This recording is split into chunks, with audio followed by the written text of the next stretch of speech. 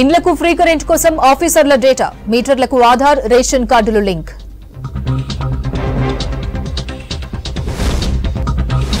మేడారంలో BSNL free wifi సేవలు, జాతరకొచ్చే భక్తులకు ప్రత్యేక ఏర్పాట్లు.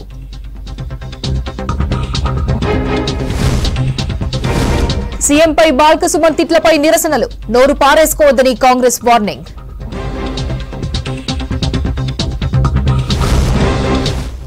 ఈ నెల 9 నుంచి నాగోబా జాతర ప్రారంభం, 7 రోజుల అతిపెద్ద గిరిజన పండుగ.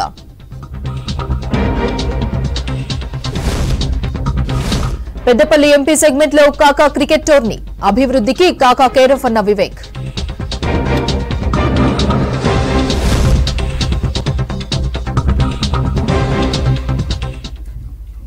గృహజ్యోతి పథకం కింద 200 యూనిట్ల వరకు ఫ్రీ కరెంట్ అమలుపై కసరత్తు స్టార్ట్ అయింది. ఈ పథకానికి ఇటీవల కేబినెట్ గ్రీన్ సిగ్నల్ ఇవ్వడంతో కరెంటు మీటర్కు Aadhaar card, ration card link చేస్తున్నారు విద్యుత్ సిబ్బంది. గృహజ్యోతి అమలుకు కాంగ్రెస్ ప్రభుత్వం అడుగులు ముందుకేస్తోంది. ఇండ్ల దగ్గరకు మీటర్ రీడింగ్ కు వెళ్లినప్పుడు వివరాలు సేకరిస్తున్నారు. ఇంటికొచ్చే విద్యుత్ సిబ్బందికి ఆధార్, రేషన్ కార్డులను చూపించి మీటర్లను అప్లోడ్ చేసుకోవాలని అధికారులు సూచిస్తున్నారు.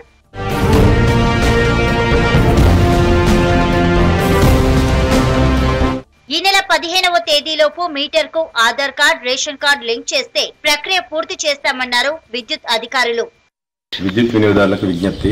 రాష్ట్ర ప్రభుత్వం చేపట్టినటువంటి ప్రజాపాలనలో భాగంగా 200 యూనిట్స్ గృహజ్యోతి పథకం కింద 200 యూనిట్స్ ఫ్రీకి గాను మా యొక్క సమీక్షలు నిన్న జరిగిన సమీక్షలో మా సీఎండీ గారు ఆదేశానుసారంగా మేము ఈ డాటా సేకరించడం జరుగుతుంది. దీనికి గాను Aadhaar card and phone number మీరు ఖచ్చితంగా దీనికి లింక్ చేసుకున్న తర్వాతనే మీ కార్డును రేషన్ కార్డు ఆధారంగానే మీకు ఇది నిర్ధారణ జరుగుతుంది. కావున వినియోగదారులు సహకరించి వారి యొక్క డాటాను అప్డేట్ చేసుకోగలరు. మాకు సంబంధించిన అన్ని గ్రామాల్లో మా యొక్క సిబ్బంది మీకు అందుబాటులో ఉంటారు. వారికి మీ యొక్క డాటా ఇచ్చి మీరు అప్డేట్ చేసుకోగలరని మా యొక్క మనవి. వినియోగదారులు ఈ అవకాశాన్ని వినియోగించుకోవాలని విద్యుత్ అధికారులు కోరారు. సీఎం రేవంత్ రెడ్డిపై అనుచిత వ్యాఖ్యలు చేశాడని హుజూరాబాద్ మాజీ ఎమ్మెల్యే బాల్కసుమన్ ఫ్లెక్సీకి చెప్పుల దండ వేసి దహనం చేశారు కాంగ్రెస్ శ్రేణులు. మాజీ సీఎం కేసీఆర్, మాజీ మంత్రి కేటీఆర్లకు వ్యతిరేకంగా కాంగ్రెస్ నాయకులు నినాదాలు చేశారు. అనంతరం సీఎం రేవంత్ రెడ్డి ఫ్లెక్సీకి పాలాభిషేకం చేశారు.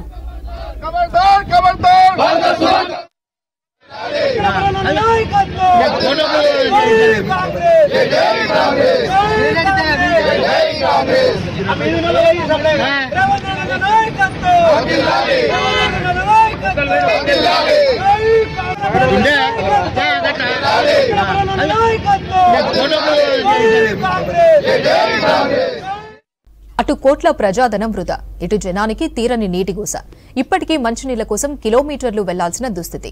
మిషన్ భగీరథ తవ్వకాలతో పైప్ లైన్ పగిలిపోవడంతో వాటర్ స్కీమ్ నిలిచిపోయింది.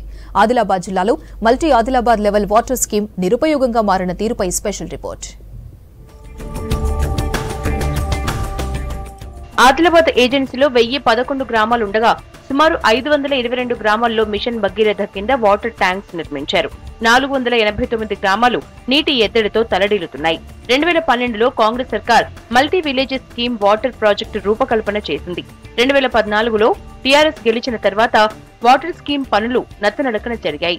ఇక్కడ water bed, filter bed, pipe line పనులు పూర్తయ్యాయి. కానీ మోటార్లు ఏర్పాటు చేయలేదు. మరోవైపు మిషన్ భగీరథ స్కీమ్ కింద తాగునీళ్లు అందించే ఏర్పాట్లు చేయడంతో వాటర్ స్కీమ్ పనులు ఆగిపోయాయి.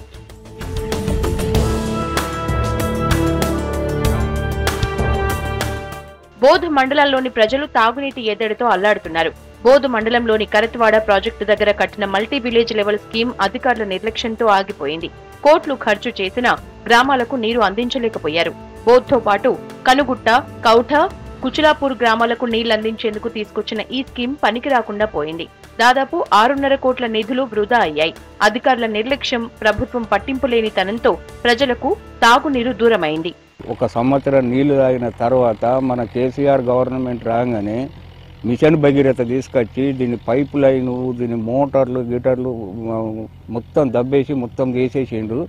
వేస్ట్ అయిపోయింది. 14 కోట్ల ప్రాజెక్టు కూడా వేస్ట్ అయిపోయింది. ఇలా దేనికి పనికి రాకుండా అయింది. సక్సెస్ ప్రాజెక్ట్ అంటే ఈ 5-6 విలేజ్లకు ఫిల్టర్ వాటర్ తాగే ప్రాజెక్ట్ ఇది. దీని మొత్తం మిషన్ భగీరథ పైపులతోని దీని పైప్ లైన్ అంతా బలగొట్టేసి మొత్తం ఈ మోటార్లు గీటర్లు అన్ని తుక్కు వేసేసిండ్రు. ఏంటికి వణుకు రాకుండా అయిపోయింది. Multi level village water scheme కింద నీళ్లు రావటం లేదంటున్నారు గ్రామస్తులు. సమస్యని ఆఫీసర్ల దృష్టికి తీసుకొచ్చినా ఫలితం లేదంటున్నారు. నుంచి మొత్తం బోధ్ మండల్లో మినిమం ఒక 25 గ్రామాలు ఉంటాయి. అన్నిటి సప్లై కాలే. ఇప్పుడు నానా అవసరాలు పడుతున్నారు, వాటర్ గురించి ఇబ్బంది పడుతున్నారు. ఇప్పటికైతే వాటర్ అయితే బాగా ప్రాబ్లం ఉన్నది. లేదు ఈ టీఆర్ఎస్ గవర్నమెంట్ అసలు పట్టించుకోలేదు. అప్పుడు ఆ కాంగ్రెస్ ప్రభుత్వంలో మీద అమలైంది వాస్తవమే, కానీ ఈ టీఆర్ఎస్ గవర్నమెంట్లో ఒక్క నాయకుడు వచ్చి దీని గురించి తెలపలేదు, మాకు తెలియలేదు.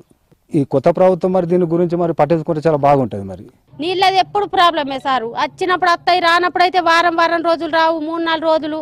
ఒక బొట్టు కూడా నీళ్ళు వచ్చింది లేదు. వాటర్ ప్రాబ్లం దాని గురించా అడిగితే ఏమన్నా రైతే అమ్మా చేస్తామా నానుడే చేసింది లేదు.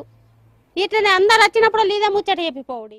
ఆఫీసర్ల సమన్వయ లోపంతోనే మల్టీ లెవెల్ విలేజ్ స్కీమ్ ఆగిపోయిందంటున్నారు స్థానికులు. ఈ స్కీమ్ తో పాటు మిషన్ భగీరథ నీళ్లు కూడా రావటం లేదంటున్నారు. కరెంటు పోతే సరిగా ఒక్కొక్కసారి మిషన్ భగీరథలు నీళ్ళు వస్తాయి. వచ్చినప్పుడు అవి పట్టుకుంటాం, రానప్పుడు కరెంట్ ఉంటే పట్టుకుంటాం. సార్ టైటోలు తాగుతున్నాం కానీ ఇక మేము తాగుతలేము ఇంకా. ఎందుకంటే మోరీ ఉన్నది, మోరీలో మా పైపు లీకేజ్ కావట్లా తాగుతలేము మేము. ఎండాకాలం అంటే నీళ్లు లేనైతే బతకలేము సార్. నీళ్ళు ఉంటేనే మనకు ఏదన్నా పని చేసుకోవచ్చు. అట్లా అని ఇక నీళ్లు మంచిగా రావాలని కోరుకుంటున్నాం. ఇక మిషన్ భగీరథ నీరు వస్తుంది అని అంటుండ్రో అది స్నానం చేయడానికి కాదు కదా, ఇంకా ఎలాంటి 1-2 కార్యక్రమాలకు కూడా అది పనిచేయదని తెలియజేసుకుంటున్నాం. అదే రకంగా ఇప్పుడు ఉన్నటువంటి నాయకులు వెంటనే దీనిపై స్పందించి దీన్ని ప్రభుత్వం దృష్టికి తీసుకెళ్లి అందరికీ తాగునీటి సౌకర్యం కల్పించాలా. ఈ స్కీమ్ 2014లో పూర్తి కావాల్సి ఉన్నా పూర్తి కాలేదు. అంచనా వ్యయాన్ని 6.5 కోట్లకు పెంచారు. 2016 వరకు గడువు ఇచ్చారు. అయినా అధికారులు, కాంట్రాక్టర్లు నిర్లక్ష్యంతో పనులు పూర్తి కాలేదు. మిషన్ భగీరథ అధికారులు, ఆర్డబ్ల్యూఎస్ అధికారుల సమన్వయ లోపంతో ప్రజాధనం మట్టిపాలైంది. నిర్మించిన ట్యాంక్, పంప్ హౌస్ ఉత్సవ విగ్రహంగా మారాయి. నీటి ట్యాంకు దగ్గరున్న మిషన్లు, ఇతర సామాగ్రిని ఎత్తుకెళ్లారు. ఒకప్పుడు వ్యవసాయ పొలాల వద్ద బావులు పుష్కలంగా నీటితో కలకలలాడుతూ ఉండేవి. కరువు పరిస్థితులు, బోరు బావులు డ్రిల్ చేస్తుండటంతో రాను రాను నీరు కనుమరుగైంది. ఇప్పుడు బోర్లలో కూడా నీరు రావడం లేదు. దీంతో పాత పద్ధతిలో మరోసారి బావులు తవ్విస్తున్నారు జహీరాబాద్ ప్రాంత రైతులు. బోర్ల కన్నా బావులే బావున్నాయంటున్నారు.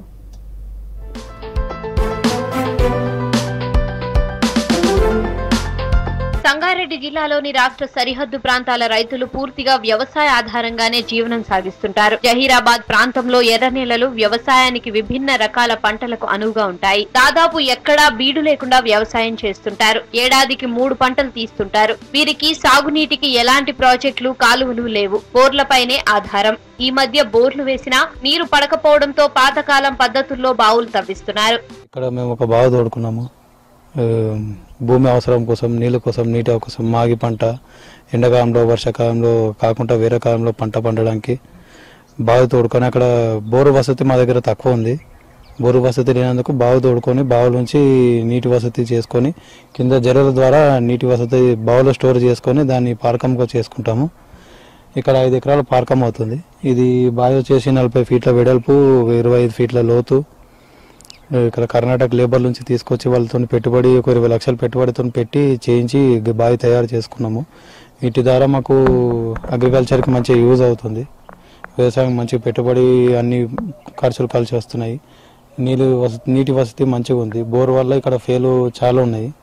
బావి వల్ల చాలా సక్సెస్ అయితే మంచిగా అయితే నడుస్తుంది. వ్యవసాయం అయితే బాగున్నది. జిల్లా రైతులు బోర్వెల్స్ ను ఆపేసి బావులపై మొగ్గు చూపుతున్నారు. సుమారు 30 ఏళ్ల నుంచి భూగర్భ జలాలు పాతాళానికి వెళ్లడంతో బావులపై ఆశలు వదులుకొని బోర్లు వేస్తూ వచ్చారు. బోర్లు వేసి చాలా మంది రైతులు అప్పుల పాలయ్యారు. ఇప్పుడు బావుల్లో ఊటలు పడి నీరు వస్తుండటంతో పెద్ద రైతులు 10 నుంచి 30 లక్షల వరకు ఖర్చు చేసి బావులు తవ్వుకుంటున్నారు. బావులకు సిమెంట్ రైలింగ్ వేసుకుంటూ ఊటల ద్వారా వచ్చిన నీటిని నిల్వ చేసుకుంటూ పొలాలకు మళ్లించుకుంటున్నారు.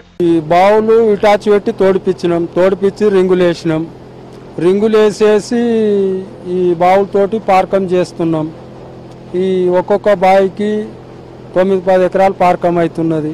ఈ 3 బావులతోటి 25 ఎకరాల పార్కం అయ్యింది.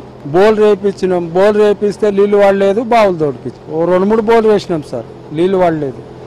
ఆడికెళ్ళి అందుకే బావులు తోడిపిస్తాం. మేము జెర్లేం పండిస్తున్నాము, అల్లం పండించినాం. ఇంత మొదలు ఆలుగడ్డ, పత్తులు కూడా చేస్తాం. ఒక్క బాయికి 30 లక్షల దాకా ఖర్చు వచ్చింది.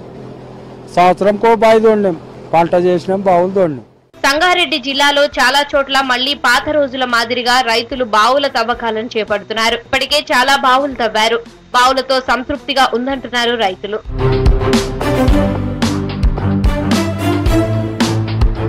నల్గొండ జిల్లాలో కొత్త ఉరవడితో వ్యవసాయం చేస్తూ ఆదర్శంగా నిలుస్తున్నారు యువ రైతులు. ఒకరు పూల సాగు చేసి ధనం ఆర్జిస్తుంటే మరొకరు రసాయన ఎరువులు వాడకుండా సాగును చేస్తూ లాభాల బాట పట్టారు. ఇద్దరూ విద్యావంతులు కావడం విశేషం.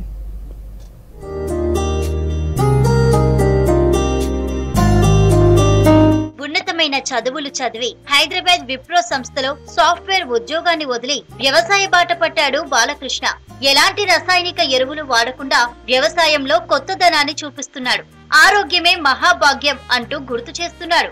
మరో యువనైతు బిచ్చు నాయక్ ఉన్నత చదువులను పక్కన పెట్టి పొలం బాట పట్టాడు. వ్యవసాయ రంగంలో అంది వస్తున్న ఆధునిక పద్ధతులపై అవగాహన పెంచుకొని మార్కెట్లో ధర ఉన్న పంటలను పండిస్తూ లాభాలు గడిస్తున్నాడు. నల్లగొండ జిల్లా తిరుమలగిరి మండలం ఎర్రచెరువు తండాకు చెందిన రమావత్ బాలకృష్ణది వ్యవసాయ కుటుంబం. బాలకృష్ణ హైదరాబాద్ లో ఎంటెక్ పూర్తి చేశాడు. తర్వాత విప్రో సంస్థలో రేడియో ఫ్రీక్వెన్సీ విభాగంలో సాఫ్ట్వేర్ ఉద్యోగిగా చేరాడు. కరోనా సమయంలో ఇంటి వద్ద నుంచే ఉద్యోగం చేయాల్సి వచ్చింది. అప్పటి నుంచి సాగుపై మక్కువ పెంచుకున్నాడు. సేంద్రియ ఎరువులతో పంటలు పండిస్తున్నాడు. సేంద్రియ ఎరువుల తయారీకి గోవులను పెంచడంతో పాటు మరికొన్ని ఎరువుల తయారీ సొంతంగా చేస్తున్నాడు. 2020లో 2 ఎకరాల్లో మిర్చి, 4 ఎకరాల్లో పత్తి పంటను సాగు చేశాడు.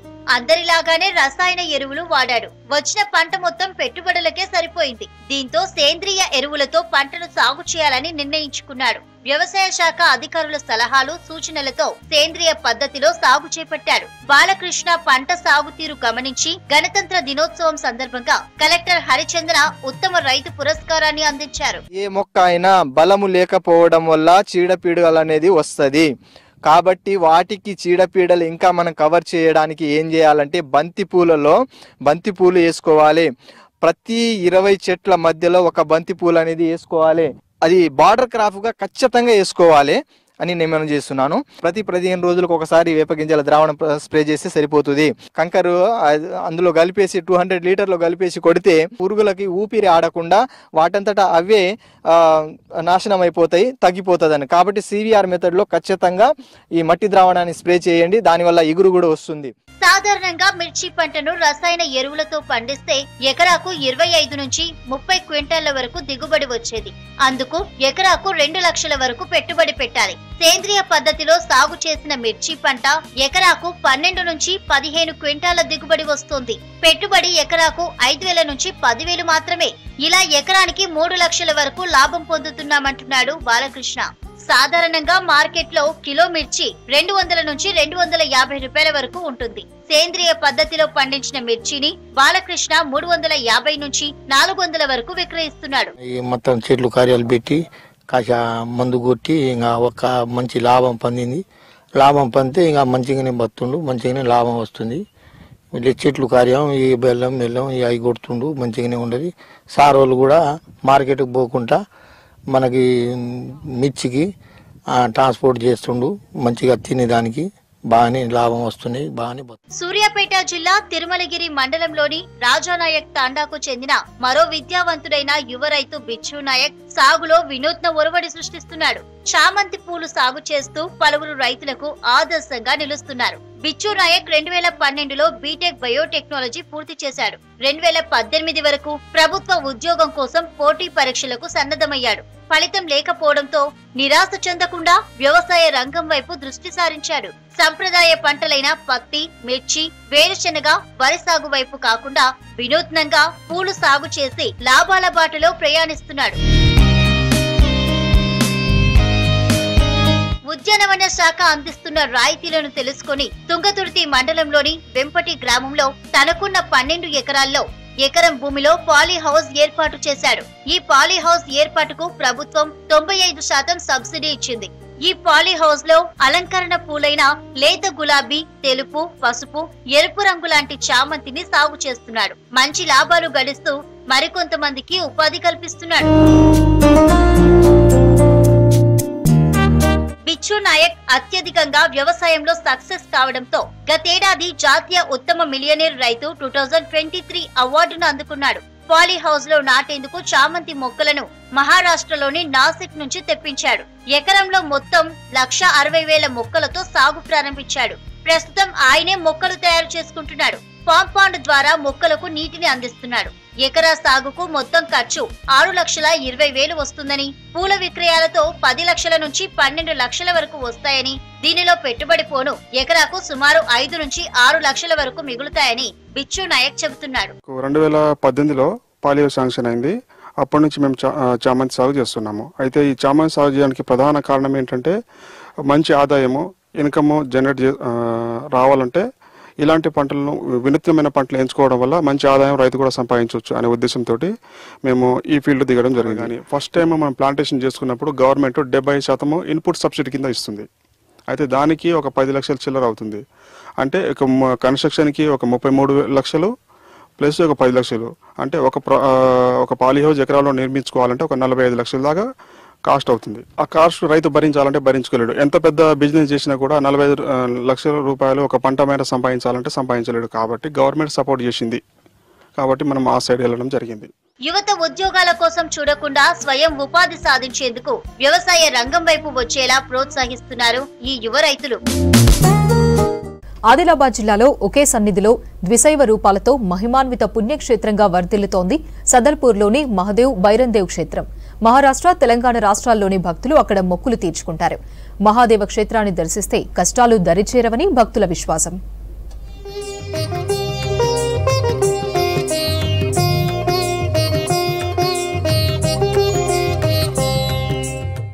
ఆదిలాబాద్ జిల్లా బేల మండలంలోని సదల్పూర్ మహాదేవ్ ఆలయంలో ఘనంగా జాతర ఉత్సవాలు ప్రారంభమయ్యాయి. ప్రతి ఏటా పుష్యమాసం అమావాస్యకు 5 రోజుల ముందు వైభవంగా ప్రారంభమయ్యే ఈ జాతర 5 రోజుల పాటు సాగుతుంది. మహాదేవునికి పాలాభిషేకంతో ప్రత్యేక పూజలు జరిపి ఉత్సవాలను ప్రారంభిస్తారు. ఈ ఉత్సవాలకు ఉమ్మడి ఆదిలాబాద్ జిల్లాతో పాటు మహారాష్ట్రలోని యావత్మల్ జిల్లా ప్రజలు తరలివస్తారు. గత కొన్నేళ్లుగా జాతర ఉత్సవాలు అత్యంత వైభవంగా జరుగుతున్నాయి. 2 రాష్ట్రాలకు చెందిన వేలాది మంది గిరిజనులు కాలభైరవుడిని ఆరాధ్య దైవంగా భావిస్తారు. ఈ ఆలయ వైభవం ప్రాశస్త్యంతో మహారాష్ట్రలోని గ్రామాల ప్రజలు మొక్కులు తీర్చుకుంటున్నారు. కోళ్లు, మేకలను బలి ఇస్తూ మొక్కులు తీర్చుకుంటున్నారు భక్తులు. దీంతో జాతర ఉత్సవ వేడుకలు కోలాహలంగా కనిపిస్తోంది. ఇక్కడ మహాదేవ్ టెంపుల్ అని చాలా ప్రత్యేకతగా పూజిస్తారు. అనుకున్న కోరికలు నెరవేరుతాయి. ప్రతి సంవత్సరం మేము కూడా ఇక్కడికి జాతరకి వస్తాము. మేము మొక్కిన కోరికలన్నీ నెరవేరుతాయి కాబట్టి ప్రతి సంవత్సరం మేము ఇక్కడ మొక్కులు తీర్చుకోవడానికి వస్తాం. 10 ఏళ్ల నుంచి వస్తున్నా, మంచిగా సహకారం అవుతుంది మహాదేవ్. అయితే అందుకోసం ఎప్పుడు తప్పకుండా వస్తున్నా. నేను మొక్కిన కోరికలన్నీ తీరుస్తున్నాయి. మంచిగా అనిపిస్తున్నది. వారం రోజుల జాతర నడుస్తుంది.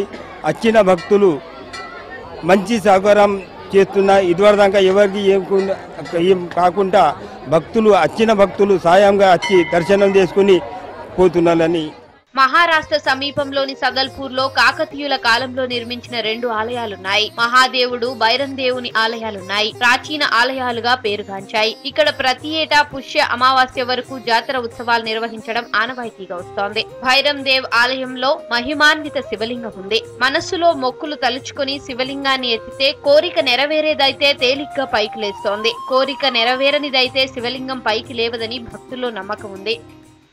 పుష్యమాసమే కాకుండా ప్రతి నెల ఆదివారం, గురువారం, శుక్రవారం ఇట్లా వారాలను పట్టుకొని ఇక్కడ భక్తులు వస్తుంటారు. కానీ పుష్యమాసంలో ఎక్కువ మొత్తంలో భక్తులు దూర ప్రాంతాల నుంచి వస్తుంటారు. గత 30 సంవత్సరాల నుండి వస్తున్నాము. మా మామ వాళ్ళు ఎవ్రీ ఇయర్ ఇక్కడికి వస్తారు. మేము కూడా నాకు తెలిసినప్పటి నుండి ఎవ్రీ ఇయర్ ఖచ్చితంగా ఏ పని ఉన్నా అది పక్కన పెట్టేసి మేము ఇక్కడికి హాజరు కావడం జరుగుతుంది. ఖచ్చితంగా నెరవేరుతాయి. ఇక్కడ ఆ మహాదేవుని పైన విశ్వాసం ఉంచి ఏదైనా మనం తలుచుకుంటే అయిపోతుంది. చిన్నప్పటి నుండి ఇక్కడే ఇక్కడ జాతర కంపల్సరీ వస్తారు. ఆదిలాబాద్ జిల్లాలోని బేల మండలానికి సమీపంలో ఉన్న ఏజెన్సీ ఏరియాలోని గిరిజనులు ఈ క్షేత్రాన్ని దర్శిస్తారు. సమీప గ్రామాల ప్రజలు కాలినడకన వచ్చి భైరన్ దేవుడు, మహాదేవుడిని దర్శించుకుంటారు. అయితే ఆలయాలు శిథిలావస్థకు చేరడంతో భక్తుల్లో ఆందోళన వ్యక్తమవుతోంది. కోరిన కోరికలన్నీ కూడా నెరవేరుతాయి కాబట్టి ప్రతి సంవత్సరం ప్రత్యేకంగా మేము ఎన్ని పనులున్నా కూడా ఇక్కడికి మాత్రం ఎవ్రీ ఇయర్ దర్శనానికి వస్తాము. శివలింగాన్ని ఆడవాళ్ళని అయితే ఎత్తనియ్యారు, మరి ఎందుకు మగవాళ్ళు ఎత్తాలంటారు. అనుకున్న కోరికలు అయితే అన్ని నెరవేరిన ఇప్పటి వరకు. అందుకే మేము ప్రత్యేకంగా టైం కేటాయించుకొని మరి వస్తాం ఒక వారం అన్నా కూడా. ప్రతి ఇక్కడికి వచ్చినటువంటి కోరిన యొక్క కోరికలు వాళ్ళ యొక్క కోరికలు నెరవేర్చడం జరుగుతుంది. ఆ ప్రకారంగానే వచ్చి వాళ్ళు మొక్కలు అనేటువంటిది ప్రతి సంవత్సరం తీర్చుకోవడం అనేటువంటిది కూడా జరుగుతుంది. ఇక్కడ శివలింగం యొక్క ప్రత్యేకత ఏంటిదంటే వాళ్ళ యొక్క కోరినటువంటి కోరికలు ఉంటాయి కదా, వాళ్ళు మనసులో అన్నటువంటి కోరికలు ఉన్నట్లయితే దానిని ఈ విధంగా పట్టి అది ఒకవేళ కోరేటువంటి కోరికలు ఉంటే తేలికగా పైకి లేవడం జరుగుతుంది. ఇక్కడ యొక్క భక్తుల యొక్క నమ్మకం అది ఖచ్చితంగా నెరవేరుతుంది. తమ కష్టాలు దూరం కావాలని మహాదేవుని ప్రార్థిస్తున్న భక్తుల హరిహర మహాదేవ నినాదాలతో ఈ క్షేత్రం మారుమ్రోగుతోంది.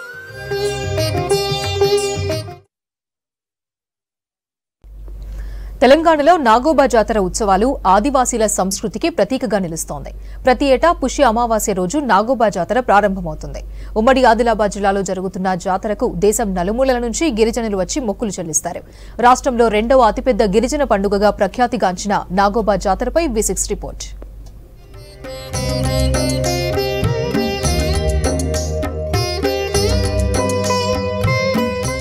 ఆదిలాబాద్ జిల్లా ఆదివాసీ జీవన శైలి వైవిధ్యభరితంగా ఉంటుంది. భిన్నమైన ఆచారాలు, విభిన్న సంప్రదాయాలతో ప్రత్యేకతను చాటుతున్నారు గిరిబిడ్డలు.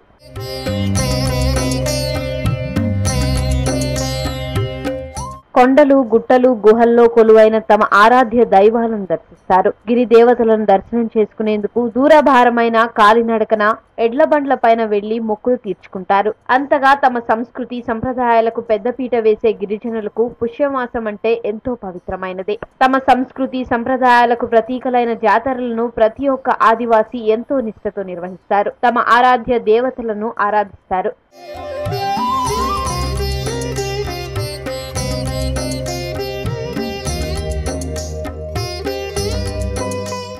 ఆదిలాబాద్ జిల్లా ఇంద్రవెల్లి మండలం కేస్లాపూర్లోని నాగోబా ఆలయంలో ఘనంగా జాతర ఉత్సవాలు జరుపుతున్నారు. ప్రతి ఏటా పుష్యమాసంలో అమావాస్య నుంచి 7 రోజుల పాటు వైభవంగా జరుగుతాయి. ఈ ఉత్సవాలకు ఉమ్మడి ఆదిలాబాద్ జిల్లాతో పాటు తెలంగాణలోని గిరిజనులు తరలివస్తారు. గత దశాబ్దాలుగా జాతర ఉత్సవాలు అత్యంత వైభవంగా జరుపుతున్నారు. 6 రాష్ట్రాలకు చెందిన వేలాది మంది భక్తులు నాగోబాను ఆరాధ్య దైవంగా భావిస్తారు. ఈ ఆలయ వైభవం ప్రాశస్త్యంతో దేశంలోని పలు రాష్ట్రాల్లోని గిరిజనులు వచ్చి నాగోబాను దర్శించి మొక్కులు తీర్చుకుంటారు. కెసలాపూర్ నాగోబా జాతర ఉత్సవాలు జనవరి మాసం పుష్యమాసం ఆరంభం నుంచి ప్రారంభమైనాయి. జనవరి 13వ తేదీన ఇక్కడ కెసలాపూర్లో మిశ్రమ వంశస్థులందరూ గుమిగూడి ఫిబ్రవరి నెల 9వ తేదీన మహాపూజ కార్యక్రమంతో ఈ జాతర అనేటటువంటిది ప్రారంభమవుతుంది. ఈ జాతరకు ఈసారి ప్రత్యేకంగా పెద్ద ఎత్తున ఏర్పాట్లు చేయడం అనేటటువంటిది తెలంగాణ రాష్ట్ర ప్రభుత్వం నిర్ణయం చేసింది. దాని భాగంలోనే అన్ని ఏర్పాట్లు చురుకుగా సాగుతున్నాయి. మా మిశ్ర వంశులు ఇక్కడ మహాపూజ చేయడం అనేది ఆనవాయితీగా నడుస్తున్న సందర్భంలో ఇక్కడ ఈ పూజకి మన తెలంగాణ రాష్ట్రమే కాకుండా ఛత్తీస్గఢ్, మహారాష్ట్ర, ఒడిశా ఈ సుదీర ప్రాంతాల నుంచి అనేక మంది భక్తులు వస్తున్నారు. దీనికి మేము మిశ్రవంశులు ఆలయ ప్రాంగణంలో మిశ్రవంశులు అనేక ఏర్పాట్లు చేస్తున్నాం. దానికి అనుగుణంగానే ఈ ప్రభుత్వం కూడా వచ్చే భక్తులకు ఎటువంటి అసౌకర్యం కలగకుండా అనేక సౌకర్యాలు కల్పించడానికి ముందు వస్తున్నది. ఈ నెల 9 నుంచి నాగోబా జాతర మొదలు కాబోతోంది. ఇప్పటికే మెస్రం వంశ గిరిజనులు జాతర సన్నాహాలు పూర్తి చేశారు. పుష్య అమావాస్య రోజున నాగోబాకు జరిపే అభిషేకం, మహాపూజకు అవసరమైన గంగాజలం కోసం కాలినడకన బయలుదేరి వెళ్లి కేస్తాపూర్ కు చేరుకున్నారు. ఇది రాష్ట్రంలో జరిగే గిరిజన జాతరల్లో రెండవ అతిపెద్ద జాతర. మెస్రం వంశ గిరిజనులే కాకుండా ఇతర గిరిజన తెగల వారు కూడా నాగోబా ఆలయానికి వచ్చి మొక్కులు తీర్చుకుంటారు. సమీప గ్రామాల ప్రజలు కాలినడకన వచ్చి నాగోబాను దర్శిస్తారు. అనాదిగా ఈ ఆచారం భక్తుల్లో కొనసాగుతూనే ఉంది. మరి ఈ జాతరను మన రాష్ట్రమే కాకుండా పక్క రాష్ట్రాల్లో ఉన్నటువంటి ఛత్తీస్గఢ్, జార్ఖండ్, మధ్యప్రదేశ్ ఈ అన్ని రాష్ట్రాల నుంచి కూడా మరి భక్తులు పెద్ద మొత్తంలో వచ్చేసి మరి ఈ నాగోబాని దర్శించుకుంటారు. మరి ఇక్కడ ఆనవాయితీగా మరి మిశ్రమ వంశంతో పాటు మరి ఆదివాసులు పెద్ద మొత్తంలో కూడా వచ్చేసి మరి దైవ దర్శనం తీసుకొని మరి ఈ జాతరను విజయవంతం చేయడానికి వాళ్ళు కృషి చేస్తారు. నాగోబా దేవత అనే పూజ కార్యక్రమాలు ఈ సంవత్సరము రథయాత్ర 7 రోజులు ప్రారంభించాము. 7 రోజులు అయిన తర్వాత 21కి గంగా అభిషేకం కొరకు అస్థిన్మడుగు బయలుదేరిపోయి వచ్చారు. పటేల్ సంబంధించిన విలేజ్ నుంచి 6వ తారీఖు నాడు బయలుదేరి మళ్ళా వేరే దీనికి సంబంధించిన మహాపూజ కొరకు సమాజం సుభిక్షంగా ఉండాలని, దేశం సస్యశ్యామలంగా ఉండాలని తమ ఆరాధ్య దైవాన్ని ప్రార్థిస్తారు ఆదివాసీలు. పెద్దపల్లి పార్లమెంట్ నియోజకవర్గ అభివృద్ధికి కాకా కృషి చేశారన్నారు Chennur MLA Vivek Venkataswamy. Jaipur power project తీసుకొచ్చింది కూడా కాకానే అని గుర్తు చేశారు. ఎంపీగా ఆర్ఎఫ్సీఎల్ ప్రారంభానికి కృషి చేశారన్నారు వివేక్. 113 మ్యాచ్లని పెద్దపల్లి పార్లమెంట్ పరిధిలో జరుగుతాయని చెప్పారు. పెద్దపల్లి పార్లమెంట్ నుంచి ఇండియా టీంకు ఒక ప్లేయర్ ని తయారు చేయాలన్న లక్ష్యంతో క్రికెట్ టోర్నమెంట్ నిర్వహిస్తున్నామని చెప్పారు. చెన్నూరు నియోజకవర్గం రామకృష్ణాపూర్ సింగరేణి ఠాకూర్ స్టేడియంలో కాకా వెంకటస్వామి పెద్దపల్లి పార్లమెంట్ స్థాయి క్రికెట్ పోటీలు ప్రారంభమయ్యాయి. సింగరేణి సంస్థ బిఐఎఫ్ఆర్ లో ఉన్నప్పుడు 1995లో 400 కోట్ల రూపాయలు ఎన్టీపీసీ నుంచి సింగరేణి సంస్థకి ఇప్పించి ఆ సింగరేణి సంస్థను కాపాడిన వ్యక్తి, ఏకైక వ్యక్తి కాకా వెంకటస్వామి. ఆ రోజులలో 1,00,000 ఉద్యోగాలు, ఎన్ని 1,00,000 ఉద్యోగాలు కాపాడారు కాకా వెంకటస్వామి. అంటే వారికి కార్మిక రంగంలో పనిచేసి కార్మికులకు సేవ చేయాలి, కార్మికులను ఆదుకోవాలని చెప్పి ఆ సంస్థను కాపాడడం జరిగింది. గంగా వాటర్ ఈ ప్రాంతంలో ముల్కల నుంచి మన బెల్లంపల్లి వరకు ఆ రోజులలో పైప్ లైన్ వేయించిన ఘనత కాకా వెంకటస్వామి గారు. ఈ రోజు కూడా ఎంత మిషన్ భగీరథలో 40 కోట్ల రూపాయలు మందమరిలో ఖర్చు పెట్టినప్పటికీ కూడా అదే పైప్ లైన్ ద్వారా మిషన్ భగీరథి నీళ్లు పెడుతున్నారు. జైపూర్ పవర్ ప్లాంట్ కూడా ఆ రోజులలో వెంకటస్వామి గారు ఎంపీగా ఉన్నప్పుడు మన్మోహన్ సింగ్ గారితో మాట్లాడి మా ప్రాంతానికి రావాలి, మా ప్రాంతంలో బొగ్గు ఉన్నది, ఈ పవర్ ప్లాంట్ ఇక్కడ పెట్టాలని చెప్పి కాకా వెంకటస్వామి గారు ఆ పవర్ ప్లాంట్ ఇక్కడ తేవడం జరిగింది.